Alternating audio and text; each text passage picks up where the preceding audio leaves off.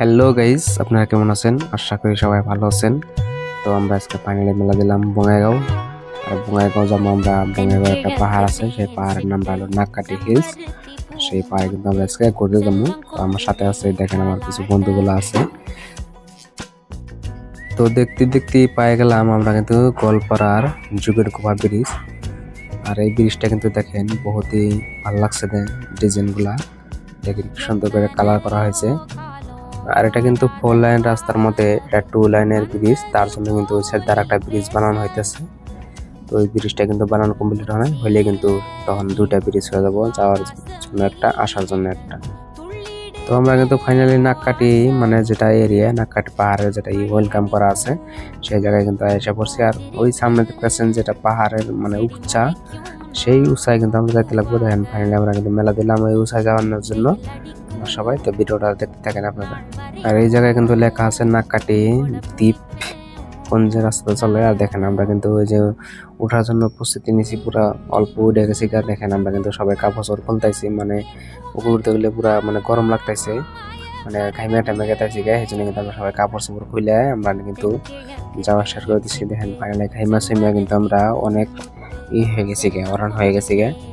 তো খুবই কিন্তু কষ্টকর একটা জায়গায় কিন্তু দেখলে খুবই কষ্ট লাগে। তো আপনারা যদি এই জায়গায় আসতে চান আপনারা কিন্তু অবশ্যই মানে সাথে পানি আবার মানে কিছু নিয়ে আসবেন খাওয়া দাওয়ার জন্য। এই জায়গায় উঠতে কিন্তু বহুতই পানি লাগে আর খিদে লাগে। তো আমরা কিন্তু ফাইনালি আধা রাস্তা উঠে গেছি গে। আর আধা রাস্তা উঠার পরে আমরা কিন্তু এই জায়গায় একটু রেস্ট নিতেছি। এই জায়গায় ঝর্ণা আছে, এই ঝর্ণার পানির এই জায়গায় কিন্তু আমরা রেস্ট নিতেছি আর পানিতে মুখ চোখ দিতেছি। তো আপনারা এই জায়গায় আসলে কিন্তু অবশ্যই সাথে লবণ আর এবং লাঠি নিয়ে আসবেন, কারণ এই জায়গায় কিন্তু বহুত যোগ আছে, এই যোগগুলো কিন্তু বহুত ধরে। আর দেখেন আমরা কিন্তু ফাইনালি আস্তে আস্তে কিন্তু মানে 4 ভাগে 3 ভাগ কিন্তু আইসা পড়ছি। আর আসার পরে কিন্তু আমরা বহুতই একদম হরণে গেছি গে।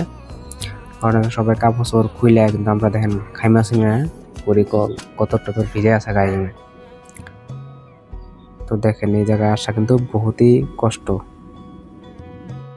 তো আমাদের সামনে কিন্তু আর বেশি দূর নাই, আর অল্প একটু আছে, তার জন্য আমরা মানে অল্প রেস্ট করে আবার মেলা দিলাম সেই উপসা একদম মঞ্জিলে পৌঁছানোর জন্য। তো সবাই কিন্তু দেখেন কাপড় চোপড় খুলে মানে হাতে পানি, কাঁধে কাপড়, সবাই পেন পিন কিছু জনে, কতজনে পায়জামা পিনতে কিন্তু উঠার জন্য মানে করতেছি। আরো আমাদের পিছনে কিন্তু আরো অন্য লোক আছে, সেই লোক কিন্তু আসতেছে। আর সামনে কিন্তু কিছু লোক গেছে, সেই লোকগুলো কিন্তু সামনে গেতেছে, মানে আমাদের মানে আমরা জিজ্ঞাসা করে আছি যে কেউ আসছে নি, বলছে সবাই বহুত মানুষ আসছে। তো সবাই কিন্তু দেখাইছি দেখেন। তো গাইস ফাইনালি আইয়া বললাম কিন্তু আমরা সেই পাহাড়ের উপরে। আর দেখেন উপরের দৃশ্যটা দেখেন, উপরে থেকে কিন্তু আমরা এসে কিন্তু সব মানে হরণ হয়ে গেছি গে, তার জন্য আমরা কিন্তু বসে আছি। আর দেখেন উপর থেকে দৃশ্যটা কিন্তু খুবই একদম বহুতই ভালো লাগছে। এই জায়গায় কিন্তু আমরা ক্যামেরার মধ্যে কিন্তু আপনারা অত ভালো করে দেখতে পারতেছেন না, কিন্তু অরিজিনালি আপনি দেখলে কিন্তু বহুতই ভালো লাগে এই জায়গায় এলে। আর আপনারা অবশ্যই এই জায়গায় আসবেন। এই জায়গায় আসলে কিন্তু আপনারা ঠান্ডা সিজনে আসলে কিন্তু বহুতই মানে ভালো লাগে ঠান্ডা সিজনে আসলে। কিন্তু এই টাইমে কিন্তু অল্প রোদ আছে, কিন্তু এই কারণে কিন্তু গরম লাগে না, কিন্তু বহুতই বাতাস আছে এই জায়গায়। কিন্তু এই যে আপড়া চাপড়া কিন্তু এলে মেঘগুলা কিন্তু মানে দেখা যায় না, কিন্তু ঠান্ডার সিজনে আসলে কিন্তু এই যে এই মেঘগুলো সব এই পাহাড়ের নিচে থাকে। তো আপনারা অবশ্যই এই জায়গায় আসবেন, ভিডিওটা শেয়ার করে দেবেন। ধন্যবাদ।